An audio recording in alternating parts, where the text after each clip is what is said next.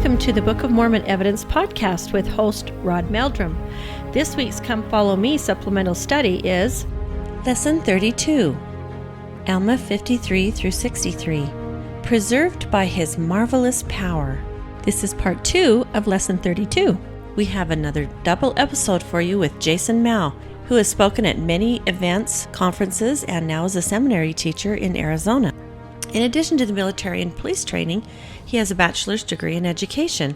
He has spoken with youth all over the United States. In 2006, Jason took time off from his law enforcement career and worked as a civilian contractor for the U.S. government in Afghanistan. It was in Afghanistan that the first ideas for what would become the War Chapters series began to form. After a rocket attacked on his base in Herat, he turned to the scriptures and found comfort in reading about the experiences of Captain Moroni. He wrote these scenes as they played out in his mind all throughout his time there. Welcome, everybody. We have a fantastic amount of information to share with you. And I have with us again is Jason Mao, and we have him joining us here by internet. And we're covering Alma chapters 53 to 63.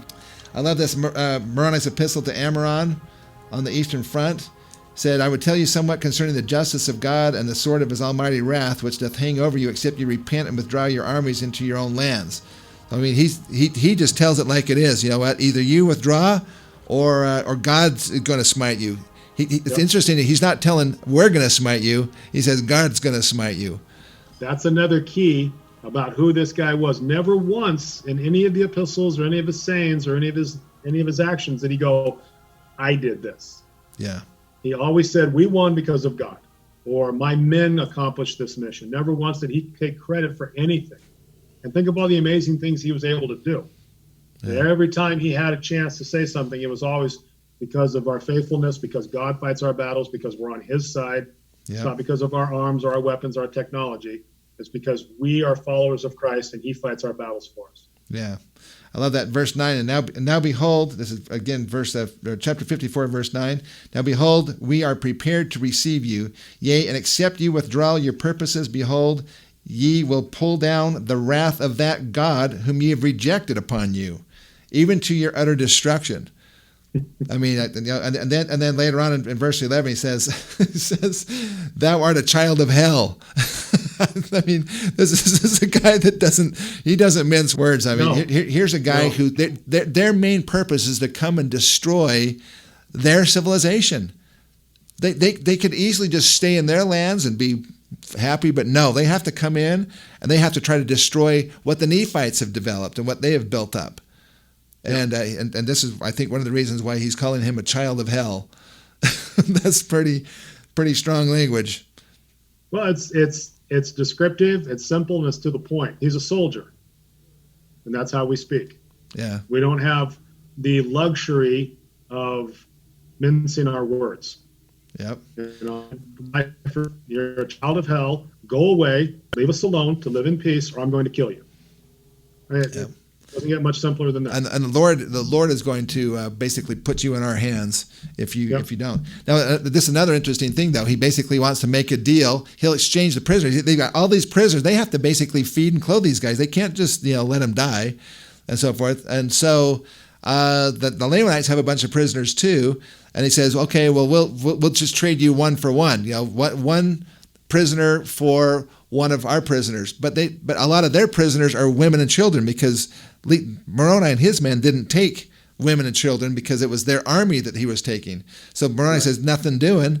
I mean, this is guy, he's a good negotiator. He reminds me a little bit of President Trump, I guess, when it comes down to it, He said, I heard about the Air Force One thing, He said, no, I'm not going to pay $5 billion for Air Force One, planes. The number's got to have a 3 in front of it. Anyway, but here he's negotiating with him. He says, okay, it shows you, first off, they don't have women and children to even negotiate with. The Nephites don't. But the Lamanites have taken prisoners of women and children because they've been attacking what? The Nephite cities. So they have this. And so Moroni says, well, you know what? We're going to go ahead. For one of your men, we want a man for man exchange. And if that man has a wife and children, then basically we get the wife and children along with that man.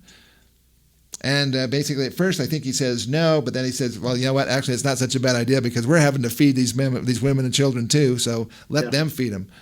So he finally agrees to the deal. This is Amram's reply, and I think this is really telling about Amram's reply here in verse 16. He says, I am Amram, the king of the Lamanites. I am the brother of Amalickiah, whom ye have murdered. Behold, I will avenge his blood upon you, yea, and I will come upon you with my armies, for I fear not your threatenings. Verse 17, for behold, your fathers did wrong their brethren, insomuch that they did rob them of their right to the government when it rightly belonged unto them. Now, isn't that an interesting thing? Yeah. Has nothing to do with them today. It had to do with, generations ago, your fathers robbed us. Boy, does that sound familiar? There are so many different people who think, well, we were robbed because of this or because of that, one thing or the other. But it has nothing to do with them today. They're just trying to use it as an excuse to basically have hatred in their hearts for other people. Yeah, they've been taught to conditional hatred for something that didn't even happen to them. Yeah. So they're trying to get reparations for something that had nothing to do with their particular lives. And they said that they stole their government. Well, the Lamanites had their own government. They just didn't have the Nephites under them. Really, what they wanted to have was more subjects. Right. And so it wasn't enough to have just their own subjects. It's also an avenue of excuse. If you're not able to, or you don't want to produce something, you can blame that problem on somebody else.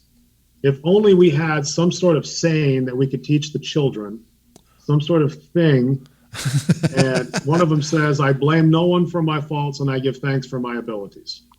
So one of the things the Lamanites were doing is blaming their existence on this life on the Nephites, because they weren't the ones that were the king. This goes all the way back to Nephi and Laman and Lemuel. Yeah. They think that they were wrongly taken from their birthright, and they were wrongly taken from Jerusalem and all of that. And so they spend the next 600 years blaming a Nephite for something that happened 600 years ago, but the information was incorrect to begin with. That's not what happened. So they've been lied to, and they've been manipulated, and they've been coerced into generationally hating people for something that actually didn't happen. And they're getting wrong information. Yeah. Now, who is the father of all lies? Who wants to set these people up to be miserable their entire lives based on a lie? Satan. Yeah. We need to be very careful when we listen to people complain about something that happened hundreds, if not thousands of years ago, and start wanting to be treated a certain way because something happened 1,000 years ago. No, it's the content of your character. It's not what happened 1,000 years ago. It's not the color of your skin. It's who you are as a person. That's how you're going to be judged. That's exactly right.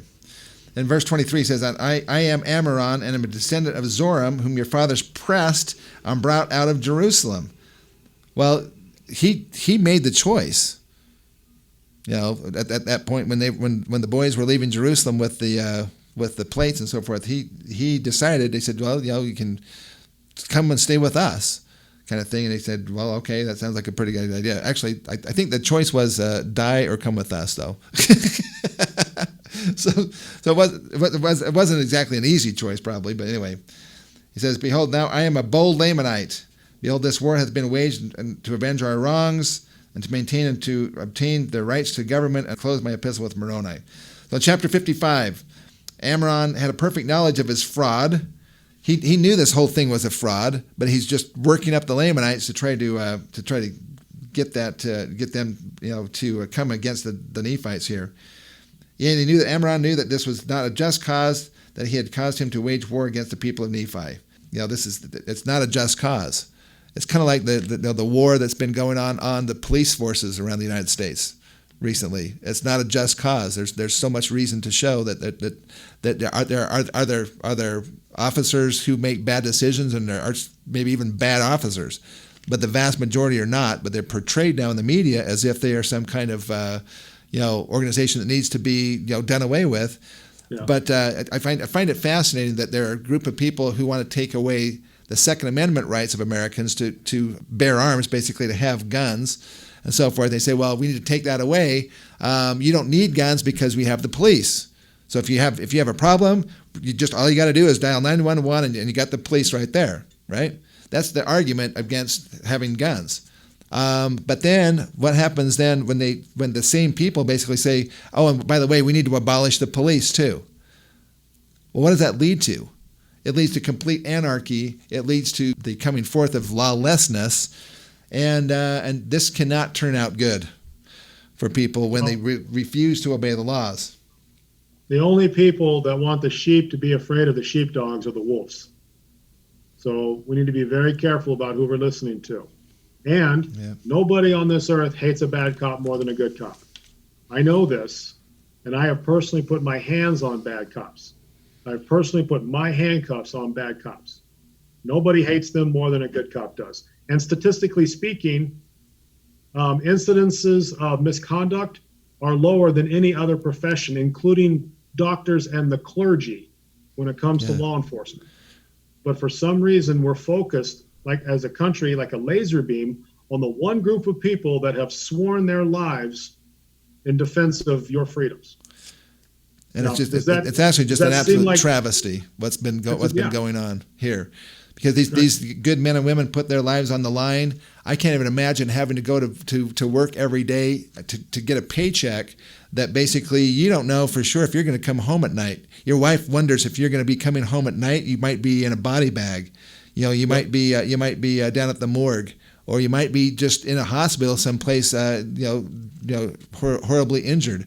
This is not just your regular job where you have, like if you get your hand stuck in a machine or something that might kick your hand off. These are intelligent individuals who basically many times want to do harm to you just because you're part of the thin blue line, Simply because I have that uniform on. They don't know anything about me. They don't even know my name, where I grew up, what my economic status is, nothing. Just simply because I'm wearing that badge, they want to kill me.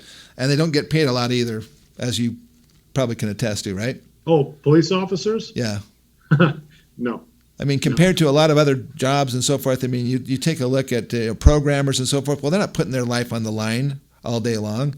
Even firefighters, they occasionally put their life on the line, but the fires aren't out to kill them.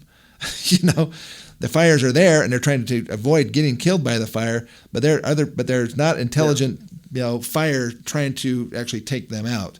The fire doesn't look out the window and go, I'm going to jump out and kill that fireman right there. Yeah. Yeah, exactly. So, and I know this is going to be released in a couple of months, and it's June right now, and so we're still dealing with. We have no idea what's going to be going on when this is released, but we're still dealing with those knuckleheads in Seattle that have Chaz, that little autonomous zone right now. They kicked out the cops and declared it a free state, and the first thing they did was throw up walls and put in armed guards. So if you think that the communists if you think that the socialists are about freedom, just look at what's happening in those 6 blocks. The first thing they did was throw up walls, put armed guards, and check IDs about who can come and who can go. Yeah. So be very, very careful about the people that try to convince you that the sheepdogs are dangerous. Exactly. That's very well put.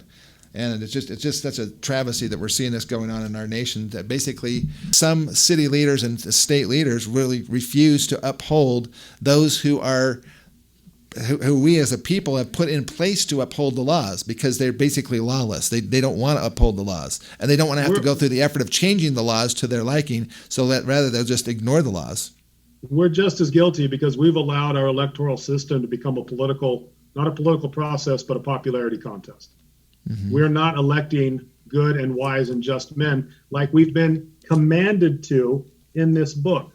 Like the last two Christian civilizations that occupied this land fell down and were destroyed the exact same way, because they refused to follow God's laws. They refused to have honest, moral, upright people representing them, and they refused to take personal responsibility. Yep.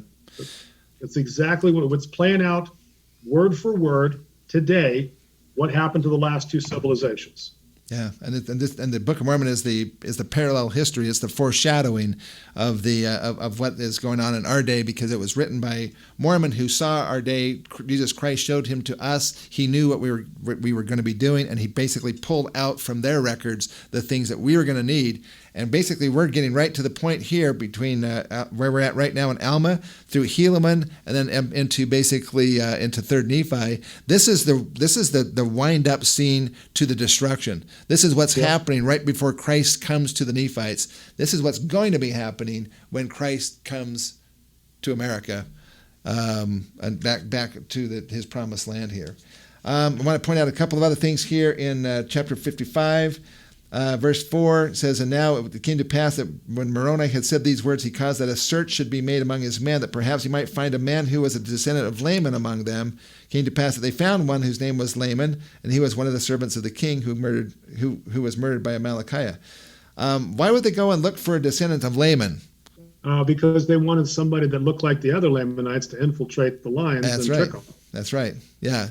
Which also I think tells us, I think this indicates that the whole thing about skin color of the Lamanites and the Nephites was actually a real deal. It was actually a difference that they could actually visibly see who was a Nephite and who was a Lamanite. And again, if you heard some of the very early podcasts, the speculation that I've had is that basically when the Nephites got here, they found Asiatic people, and they began to intermarry with them, and that caused some of the darker features, dark hair, dark eyes, dark skin, and so forth, which are dominant genetically, that those began to be more pronounced in the Lamite population because they broke their covenant to marry outside of their kindred, which is what they talk about in the Hebrew tradition. Laman calls a small number of his men to go with him. Then he brought him wine. Now this is good wine, apparently. We have taken of their wine and brought it with us. So he said. So he basically poses as a Lamanite who's gotten some wine from the Nephites, and we escaped from the Nephites, and they sleep. And behold, we've taken their wine and brought it with us. And the Lamanites were very happy to partake of the wine, and they got drunk. Now, interestingly enough, wine is made from what plant? That would be the grape. The grape. That's right. And interestingly enough, grapes, there are 3 different kinds of grapes. This is on page 327 of the Annotated Book of Mormon. Originally, America was called Vinland, or land of wine. There's 3 different kinds of grapes: white, red, and what they call green grapes.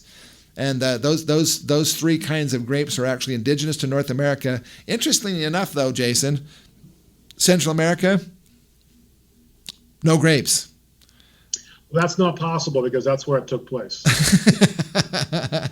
so when you think about that, now they did have this giant. Are you saying that grapes only grow in a Mediterranean style atmosphere and they don't grow in the subtropics? Is that what you're trying to tell me? Basically, that's what the grapes like to do. They like to hang out in that area. They like the sunshine and the fresh air and the. Yeah, they don't really like that full-time humidity. They need to have a cold season. They need to have some opposition. they need to have it get cold enough so that they basically back off in the fall, and the energy basically goes back down into the roots, and then in the spring they springs back up, and it causes the grapes to form. Anyway, but land of wine, Vinland. Interesting because there is wine here, and it would be readily available. In fact. All throughout the Midwest, there's vineyards. Lamanite guards become drunk with the wine, and then they are able to get out, even to the women and children, and so forth. They said so they got out. So Nephite prisoners were freed from the city of Gid, and then the city of Gid is taken. Then Moroni prepares to attack the city of Morianton. Chapter 56, Helaman's epistle to Moroni. And this is where he's talking about that Helaman was now placed in charge of the 2,000 stripling warriors. He then writes a letter from Helaman to Moroni describing his experience with these 2,000 sons, the people of Amoron. And he says, I did march forth, this is in verse 9, behold, here is one thing in which we may have great joy. For behold, in the 26th year, I, Helaman, did march forth at the head of these 2,000 young men to the city of Judea to assist Antipas, whom ye had appointed as leader over the people of that part of the land. And he joined his 2,000 sons to them. In verse 11, nevertheless, we may console ourselves in this point, that they have died in the cause of their country and of their God, yea, and they are happy. This is a vast number of men who have been slain, but not of the 2,000 warriors. Talk about the city of Manti and so forth. And then do you want to tell us a little bit more about these 2,000 warriors and Helaman's feelings towards them? This is really amazing that he was able to take these kids that had absolutely no military training whatsoever and turn them into a fighting unit. And not only that, he was able to deploy them in such a way and use them in such a way that they were able to overcome vastly superior numbers. That just doesn't happen. What happened in the story is a straight up miracle. Because if you think about it, these boys had never trained with a weapon. They didn't. I mean, they were raised in a Zion-like society by true converts to the gospel of Jesus Christ, and so they didn't fight. They didn't argue. They weren't trained to fight. They never held a weapon before, and yet they went out to fight people like me that have spent my entire life preparing for war in one aspect or another. These Lamanites, they were a warlike people. That's all that was their occupation, was war. Mm-hmm. And so they knew that going out. And their parents also knew that because they used to be Lamanites. So they had no reservations or no hesitations in knowing exactly who they were going to face and what they're capable of, because their parents used to be bloodthirsty like those Lamanites. And so their parents allowed them to do this. Basically said, hey, take your weapon. You don't know anything. Go out there and serve your country. I know exactly what you're going to be facing. So there's no illusions that there was going to be a cakewalk for these kids. Well, where do they get that kind of courage and that strength, that moral courage to be able to do this and even come against these hardened, battle-hardened individuals of the Lamanites, and they were basically fearless. But they got that courage from the teachings of their parents. Yeah. Their fathers had to go out, just like the proclamation of the family. Their fathers were responsible for the temporal welfare of the family. So they had to go out and they had to gather the food. They had to tend to the animals and the flocks and build the houses. Mm-hmm. So the education happened in the home, and the education came primarily from the mothers. And the mothers taught them, the fathers taught them the right and wrong, and the mothers taught them to love God and to trust God. And they knew this. It wasn't a casual conversation that they had. They knew this, and they believed their mothers. And so they were willing to stand and fight because their mothers told them that they would be okay. Their mothers told them they would be blessed of God, and he would take care of them if they were faithful. And so they found that courage based on the example of their parents. Now, again, type and shadow of today. We talked about this before, that President Nelson looked at these kids 2 years ago in his worldwide devotional to the youth and said, it's time for you to join the Lord's youth battalions in the armies of God. So a man of science and religion is using a military term to describe what he's looking for from the youth today. He is calling up God's army. He's calling up the stripling warriors, the modern day stripling warriors. So if our children are the modern day stripling warriors, then guess who we are? The parents of the modern day stripling warriors. So what's our responsibility? It's right here. It's right there in the scriptures, to lead them, to guide them, to train them, to give them the examples, to be a covenant making and a covenant keeping people, so that when our children have to face the enemy, they can look at our examples of success. Yeah, I just love a couple of these verses here, and again, this is chapter 56, and it says verse 45. This is again Helaman writing to Moroni, explaining what has been happening here. He says, and now I say unto you, my beloved brother Moroni, that never have I seen so great courage, nay, not amongst all the Nephites. Now, these are guys that have fought together side by side, and he's saying, I've never seen anybody with so much courage. Go ahead. Think about this. Think about a 15-year-old boy that you know. It could be your son, your brother, your nephew, your cousin, any of their friends, that awkward little kid that hands you the sacrament every Sunday, the one that can never remember to wear a belt. Think about these kids, right?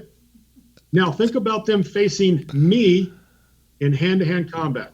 I am a trained professional. I've been at this for over 30 years. I hold 2 instructorships in different martial arts.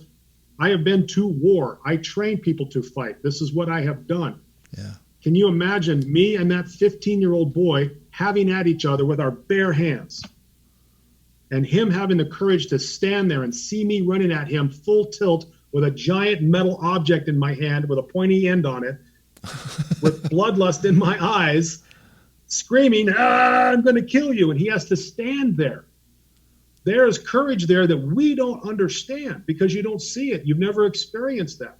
But that level of courage is unprecedented. And Helaman makes a point of pointing that out to Moroni.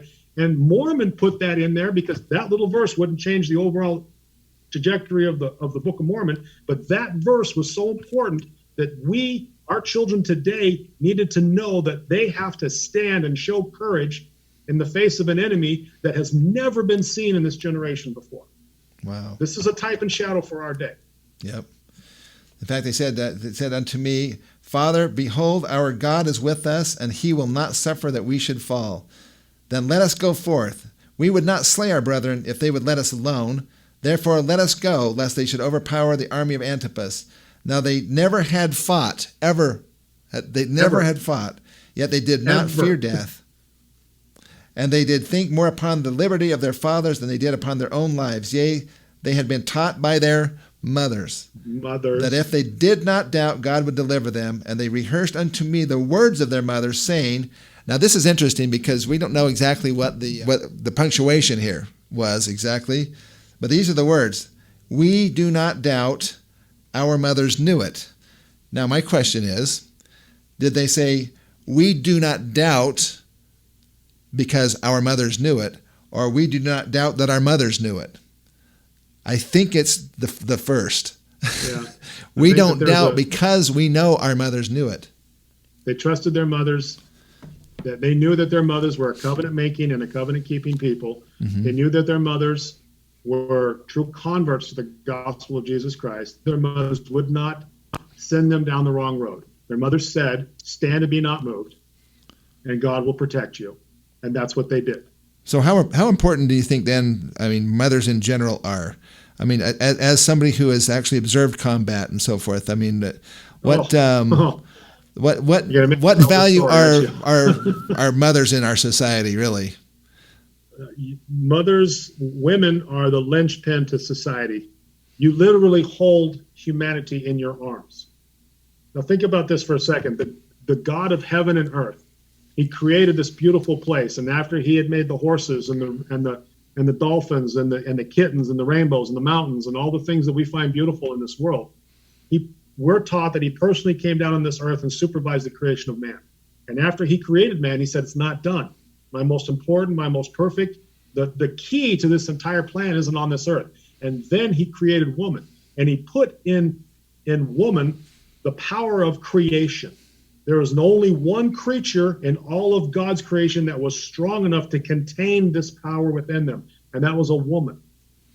And you work, ladies, hand in hand with God. You are God-like. You join spirit and flesh together. This whole plan does not work without you, and you literally hold humanity in your arms. That is your primary job, and we know how important that is because we can see how strong Satan's been fighting against the very concept of motherhood for generations. We only need to turn the TV on for 5 minutes and see what's happened to the majesty of womanhood and of motherhood, and how that's become secondary or third to somebody else's outlook on life. But that's, I mean, even Christ had a mother. Even Christ was held by somebody and nursed and trained and taught by somebody, and that was his mother. Now, I've been all over the world as a soldier and as a cop, and I've had people die in my arms, men, women, and children of different cultures and different languages and different religions. And almost without fail, if that person who's dying from wounds or sickness or whatever, if they're conscious and lucid enough and they understand what's happening and they start realizing they're going to transition into the next phase of their creation, of their existence, and they're scared and they need comfort and reassurance from a power that a man can't give. And they realize that whatever techniques and training I possess, I'm not going to stop from what's happening, that they're going to die. When they get to that point, almost without fail, these people will cry out for one of two people in their life. They'll cry out for their God or for the single most important female in their life, their wife or their mother. That is where the psyche of humanity holds women. When you boil it down, when you get down to the carbon, that is where the psyche of man holds you, that they equate you with God, that only their mom, their wife, or their God is going to be able to comfort them at that point. So that should tell you, ladies that are listening to this podcast, how important you are to this plan. Please never forget the majesty that's inside of you. that you are godlike. You are the only creature in all of the things that God had created that was strong enough to contain this power. And he put in you this opportunity to join spirit and flesh, to work hand in hand with him. And we see the outcome of a good woman. What she's able to do is raise a righteous generation. And that righteous generation saved them from destruction. And that's what you're being asked to do today, is prepare this generation that is going to prepare this earth for the second coming of Christ. It's time for us to become a covenant-keeping people again, to remember what's important, and to put our children on the footing that they need to be on for what's coming. Yeah, that's absolutely well said. Well said, Jason. That is so powerful. We have a tendency not to give the women in our lives enough credit for what they're doing, but they literally changed the course of this entire series of wars. This entire war by just having 2,000 out of all of the Nephite armies. Just 2,000 of these young men were enough to basically. Not only did they help with the actual battles, but I mean, think of the moral encouragement that they gave the Nephite armies. Yep. You know, when they were hearing people like Helaman and so forth, you know, recounting their courage, their bravery, but also just their effectiveness in war in these battles. How would that change your outlook if you heard that these 14-year-old boys were more brave than you are? Step it up. Yeah. Step it up, buddy. You got this child over showing you up, right? Yeah. And then none of them die. I don't know if we're getting to that. We're going to kind of running fast and loose with the time here, but yeah, none of them die. Do we even comprehend that? I mean, it's fun to read about, yay, but back then there was no penicillin, there was no helicopters, there was no surgical hospitals, there was no rehab centers. Mm-hmm. If you got a serious wound, you were going to die, whether either on the battlefield or from the infections or the diseases in camp. It was not a pretty way to go. And every single one of them had been wounded. Every single one of them had a pointy object inserted into their bodies to create a traumatic wound. Yeah. So. And none of them died. Which shows the miraculous nature of this too. You know, when you trust in God, God will provide. I mean, he doesn't always save everyone, you know, but in this particular case, because of their faith and because it was God's will, they every one of them survived their wounds, and they earned that gift. They earned that gift the hard way. Yep. Yeah, so that's in verse 56. He says, "But behold, to my great joy, there had not one soul of them fallen to the earth. Yea, they had fought as if with the strength of God. Yea, never were men known to have fought with such miraculous strength. And with such mighty power did they fall upon the Lamanites, that they did frighten them. And for this cause did the Lamanites deliver themselves up as prisoners of war." I mean, it's just awesome. These guys were like, whoa. I'm a big, strong guy, and I've used tremendous amounts of strength to have to apprehend drug dealers and murderers and fight the Taliban. I can't even imagine seeing a 15-year-old with the strength of, may I quote the prophet, of God in battle. You know, that's incredible. And that's what's waiting for this generation, is that same promise that you will have. And I believe earlier he calls them that they fought with the strength of dragons. Yeah. Then he describes this battle that they fought with the strength of a God. Yep. You know, that is a prophet who is trying in his humble way to describe what he's seen. And the only words that he can use to describe seeing these 14 and 15-year-old boys is they fought with the strength of God. Yeah. That's a type and shadow for us today, what our children are capable of doing if we plan and prepare and head them off in the right direction. That's right. That's right. So Alma chapter 57, basically it's Helaman. He recounts the capture of Antipara. Then they capture the city of Kumenai and so forth. Then he's talking about that. Then he's talking about the amazing preservation of the lives of these 2,000. He calls them sons at this point in time. Gidry tells the losing of prisoners. Then Alma chapter 58, Helaman tells of their need for support, that they are not getting the kind of support that they are needing, and that the government is having some issues with that. Then Helaman captures Manti. And again, this is on the western front there, and then Helaman trusts also in God. I'm just kind of going through these really fast because we're going way over on the time here. All right, and then we get down to the Mormon basically takes a few minutes and talks about his abridgment in chapter 59. The Nephites lose the city of Nephihah, and then we have Moroni's famous epistle to Governor Pehoran, and I wanted to get to that real quick. So his famous epistle here. So set us up. What's going on here, Jason? All right.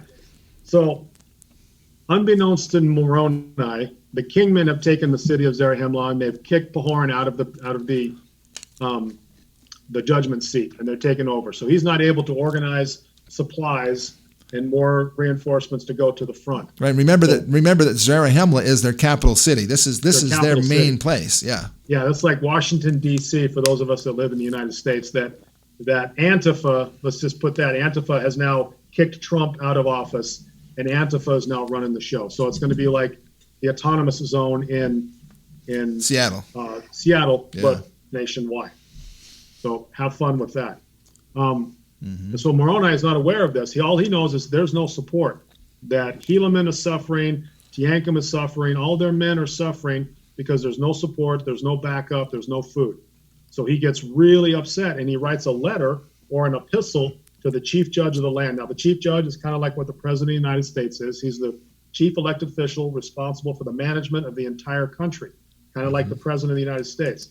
Yep. So the general of the army writes the letter to the president of the United States and says, if you don't start supporting freedom, I am going to raise insurrections. Those are actual words that he uses. I'm going to raise insurrections, and I'm going to come to you with a portion of my army, and I'm going to kick you out. And I'll put somebody in a place that loves liberty more than life itself. We'll take you down. Can you imagine what would happen if a general wrote that kind of letter to the president of the United States today? A bunch of guys in black SUVs would show up. He'd get whisked off to Guantanamo Bay, and you'd never see him again, right? That's right. That's right. Yeah, but the courage. Moroni didn't care anymore. He was so fed up that one, he had to deal with the kingmen. Now he doesn't get any supplies. Now he's got Lamanites all over the place. He is so fed up and so tired of the bloodshed and the horror that he just unloads on these guys. And he doesn't mince words. He says, I'm coming for you. And the sword of justice is hanging over you. Yeah. And if I have to, I'll start a guerrilla war. I'll start insurrections. But I will topple this corrupt government. He thinks that they're corrupt because they're not giving them any support. He says, I'll topple this corrupt government and we'll put it back into place. He doesn't say he'll take over. Yeah. That's another thing about Moroni. Yeah. He never says, I'll take over. He's not trying to take over the government. He's trying to put it back to what it was. Put it back to where it was. Back the reign of the judges. We actually followed God's laws. And we had honest and just men and women leading this place. So he sends this letter off. And then we get, of course, the famous reply. Before we get that, he actually here in chapter 60, verse 23, he has this whole series of questions that he's asking Pehoran. Anyway, so he says, for do ye suppose that the Lord will still deliver us while we sit upon our thrones and do not make use of the means which the Lord has provided for us?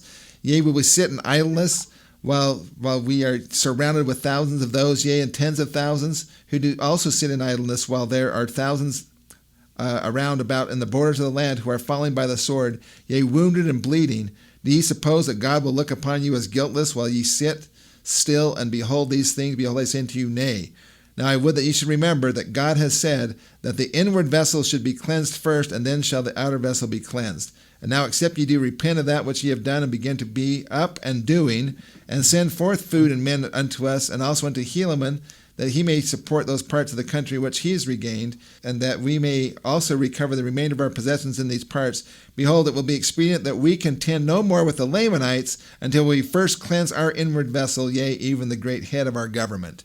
I mean, this is a direct threat to him. Either you send support or we're coming after you. Yeah. But what he doesn't know is there's already insurrection going on with these kingmen, these ones that don't want the traditional, what the people had actually put into place with the reign of judges. Instead, they want to have their own guys be put into power. Now, I've had people complain to me that said Moroni acted rationally or irrationally, and he was wrong for what he did. Yep. That means that you don't understand the warrior perspective, the warrior outlook, or the cost that he's had to bear to get to this point. That everything that you read up to here, you haven't even taken, you can't put it into context. That what he's going through, tens of thousands of people are dying in front of him. And it isn't far away. They're dying right in front of him, in the blood and in the mud. This is horror at its most primal level. And he is tired of it. And he's tired of the double talk. He's tired of the political games. He's tired of the people not supporting freedom while his men are dying to give them that right. Mm-hmm. And so, not like a politician, not like somebody that's worried about offending somebody's fragile sense of self-worth, like a warrior, he sends this epistle because it needs to be said, and he's not afraid of the outcome anymore. Yeah. He also said this is an interesting thing. Tells you a little bit about his relationship with God. In verse 33, he says, "Ye know that ye do transgress the laws of God, and ye do know that ye do trample them under your feet. Behold, the Lord saith unto me," so who's talking to him? He said, the Lord's telling me, quote, "If those whom ye have appointed your governors do not repent of their sins and iniquities, ye shall go up to battle against them," unquote. And then he closes his letter, says, "I'm Moroni, your chief captain. I don't seek for power, but I want to pull it down. It says, I seek not for honor of the world, but for the glory of my God and the freedom and welfare of my country." So he has the right purpose for what he's trying to do here in pulling down those who would have power and so forth. And of course, then we get, go ahead. Again, that's a clue for us today. Who should we elect? Who should we send to Washington or to the local state house? Somebody that absolutely doesn't want it. Somebody that doesn't want the power. Somebody that doesn't want the prestige. Somebody that considers it a sacred duty and honor to serve, not an employment opportunity. Mm-hmm. We need to find Moronis again. We need to find Teancums again, or we're going to lose it all. We're going to be the third Christian culture that's been destroyed because we refuse to do what's right. Yeah. And I love that last part. He says that his main purpose is for the glory of his God, so that basically they could live their religion, and the freedom of his people, so he wants this liberty, right? But he also says he's concerned for the welfare of his country. I think that is one of the really important things. I know there's a lot of people who really hate this whole "Make America Great Again" thing. But this is a person who, this shows a person who wants to basically, he's concerned for the welfare of his country. He's tired of the country getting ripped off by other countries and paying way more than their fair share for policing the world and all this kind of stuff, and putting down the powers of evil that are around the world. And I think that's really a fascinating aspect of the Book of Mormon here. Right. And here are the words of a prophet of God describing Captain Moroni. "If all men were like unto Captain Moroni, the devil would have no power." And how does Captain Moroni act? Fearless. He doesn't care for power or glory. He wants to pull it down. He cares for the welfare of his family, for the welfare of his country, and for the honor of his God. And that's it. Yep. That's why he does what he does. Not for power, and not for glory, and not to rise himself up or to get a huge paycheck at the end of his life, or a huge pension. This is all about what's the right thing for the country. So then we get, Governor Peharon's reply to Moroni, and this is a guy who's been going through it. He's like, he's apologetic, but he basically tells it like it is. The reason why we're not sending you stuff isn't because we don't want to. It's because these dang kingmen are causing all kinds of havoc in our society, in our civilization. And we can't do it because they've taken over these different areas of our civilization, our culture, and so basically he more or less just says I don't joy in receiving your letter asking for help. He says but bottom line is we need help. So he finishes up his letter basically by saying, "Tell them to fear not, for God will deliver them, yea, and also those who stand fast in the liberty wherewith God has made them free. And now I close my epistle to my beloved brother Moroni. So we can tell that he is also, he fears in God. Basically, he believes in God, and he believes that God can actually help them. But right now, he's powerless because of this intrigue that's been going on by these kingmen trying to overthrow the traditional government that they had set up originally with the reign of the judges. So we get to chapter 62. So what happens here? Go ahead, Jason. So basically, Moroni goes back and meets up with Pahoran. They organize, and as they march back to Zarahemla, they gather more forces, and they end up fighting the kingmen. Yep. And putting Pontius, their leader, to death, and killing a lot of them, and compelling the rest to either support them or die by the sword.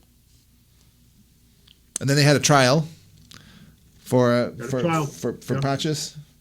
And anyway, so that was pretty much the end of that whole situation. So they put down the kingmen. Now they can actually get back to actually fighting the Lamanites. So Pahoran joins Moroni. He makes sure that supplies are sent out to Helaman, and he joins Moroni, and they march this grand army that they have organized to head towards the final battle with the Lamanites. All right. Now it's also in this chapter that our friend Teancum, man, fearless guy that he is. Yep. What happens to him in this chapter? Well, I and Teancum are pushing the army in one direction. Moroni's pushing the army in the other, and they all converge at the city of Mulek. So the Lamanite army has been defeated and pushed back from city to city, and they've been chasing them through the hills and the valleys and whatnot, and they finally all converge in the city of Mulek. So Moroni's army is completely exhausted. They're wiped out. So he comes to the decision that they're not going to make any plans to deal with the people in the city of Mulek, and he tells his army to stand down.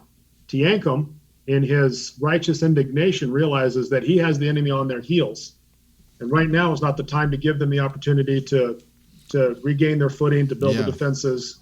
He needs to continue striking, continue moving forward. So he takes it upon himself to sneak over to the walled city of Mulek, the armed and walled city of Mulek, and he sneaks over the walls. However he does that, shameless plug, it's in my book. Mm-hmm. If you guys want an interesting read, how all that takes place. And then it actually says that he took a cord and went from place to place looking for the king. Now, what's interesting about that is, why would you need a cord or a length of rope? Yeah. Well, somehow to get over the wall, he could have used it to basically wrap around somebody's neck to keep them from making noise. Or he could have gone from rooftop to rooftop using that rope to avoid the guards that are down on the bottom. Because this was a giant city, and he might have used those cords to go from place to place, trying to find where the king was. Yep. But apparently he must not have been able to get quite as close to the king, because he ended up having to, this time he had to cast his javelin at the king. Cast it. So that tells you that he wasn't as close as he wanted to get. He either for whatever reason, there were too many guards, he was wounded himself, he made a noise, he bumped into something, whatever it was. He couldn't place that javelin right where he wanted it, so he had, instead of stabbing him overhead, he had to cast it. And again, in my book, a little creative descriptions about what might have happened at that point.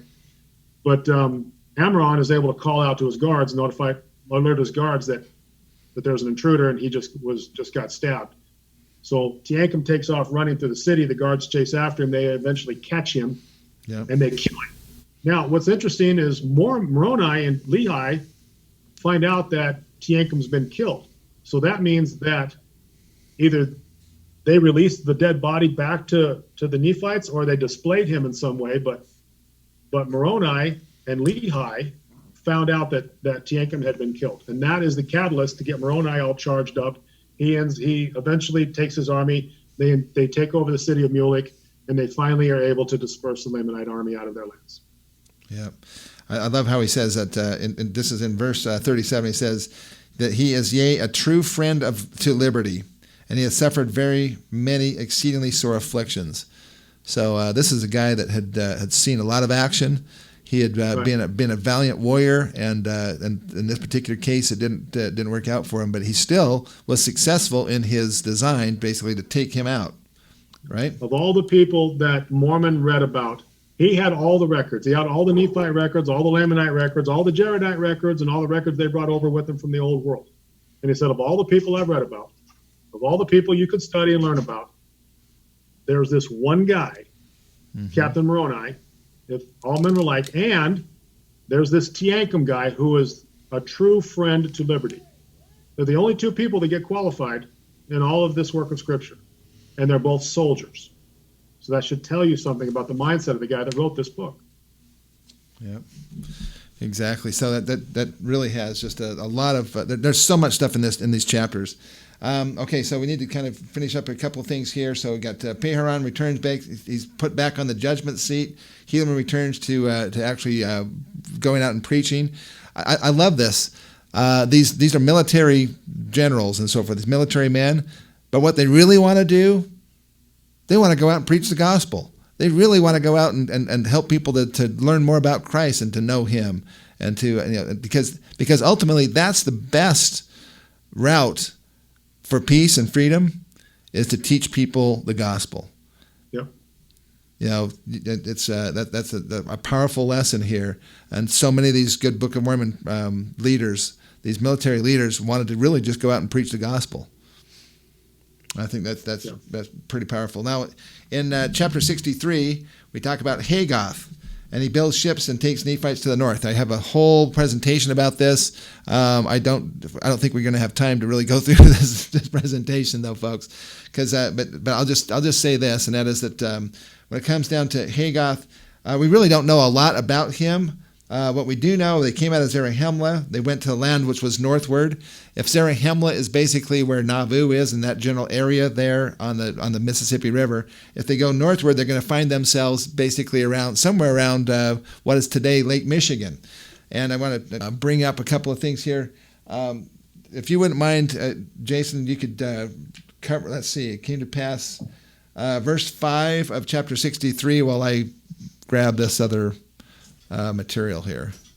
And it came to pass that Hagoth, he being an exceedingly curious man, therefore he went forth and built him an exceedingly large ship on the borders of the land Bountiful by the land Desolation, and launched it forth into the West Sea by the narrow neck which led into the land northward. Yep. It's in the West Sea by the narrow neck of land, which was in the land northward. So I'm going to bring up a screen here. This is actually showing the Great Lakes as they are basically today.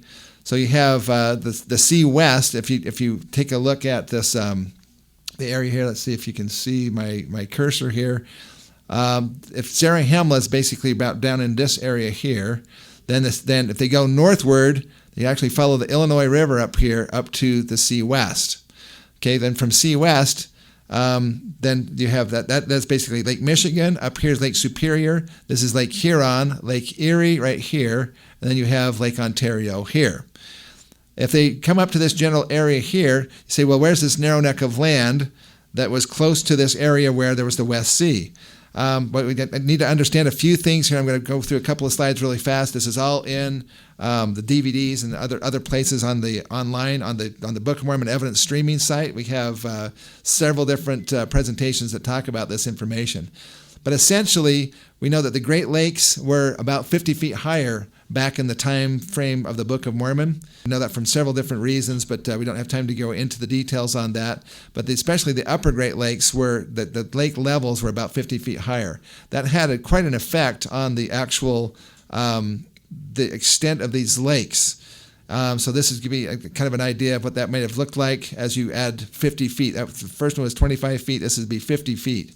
So that actually, because the area there is so flat, if Lake Erie had 50 more feet of water in it, it would actually expand it out way down into what is now currently Ohio.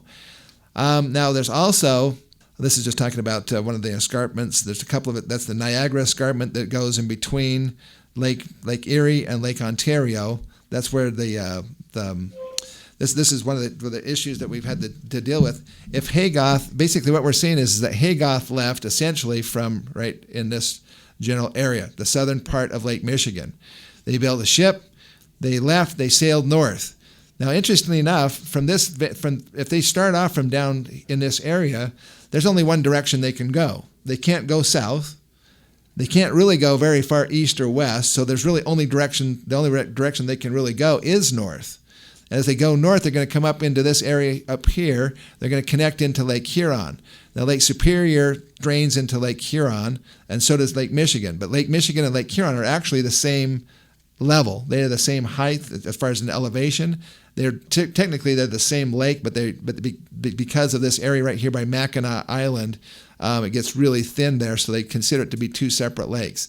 But over here, you have this other area here. This is just a different show. This is what it's looking like here today. This is a topographic relief map of the Great Lakes region, and you can see if you add in the extra 50 feet of water, this is what the Great Lakes would expand into this general idea. Now, so if we take a look at the overall thing here, going back to this, okay. So you have this area here is the what they call the Great Black Swamp. There was also on the other side over here in Lake Michigan, there was an area called the Grand Kankakee Marsh that extended down this direction and actually created an area here, a narrow neck, if you will, of about 20 miles, 25 miles wide between the Great Black Swamp over here and the Grand Kankakee Marsh over here. If they put in right here and they went up this direction, then they came back about a year later, according to the account. They built more ships and they left again. Now, right now, to get out to the ocean, then Haygoth would have had to come around through Lake Huron, down into Lake Erie, over here into Lake Ontario, and there's a big problem here. The problem is they would have to go over this thing called Niagara Falls. Niagara Falls would be very hard on a ship. so that's not a very, very good explanation of how we got out of here. So let me go down to a different... Well, is that assuming the Niagara Falls was there before the earth changed when Christ came to the American continent? Yeah, that's another thing that I address in my DVD set called the Book of Mormon Evidence number 2, actually, which is this set here. I actually go into the details about the destruction at the time of Christ's death. That destruction was a pretty monumental thing for the Nephites, but it wasn't a worldwide event. No other civilizations at the time mentioned things happening other than the veil in the temple got rent in Jerusalem, so we know there's an earthquake in Jerusalem. But there wasn't tidal waves that took out huge cities and so forth. It was an event that was pretty much geared for just the Nephites. We believe it was an event on the new Madrid seismic zone, which we're going to get into that, folks, when we get into 3rd Nephi. We're going to tell you all about that. It's really pretty fascinating stuff. But let me go back into this area here. Haygoth, I'm just going to point out just a couple of maps. Again, this is all in these DVDs, so you can see here what is kind of going on here.